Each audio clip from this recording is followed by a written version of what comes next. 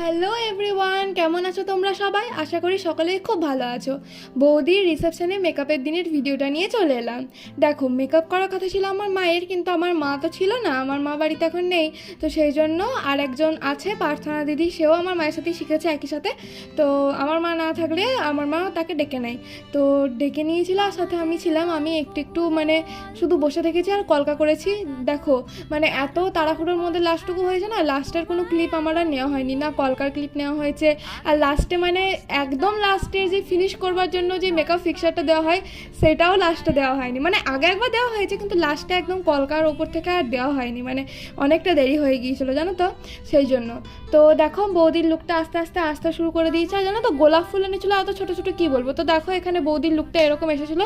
তোমাদের কেমন লাগলো এখানে অবশ্যই জানাবে কিন্তু। এখানে আমার ভাইকে এখানে বলছিলাম ছবি তুলতে, আর এই দেখো বৌদিকে কত সুন্দর লাগছে, তাই না বলো? দেখা হবে অন্য ব্লগে, টাটা।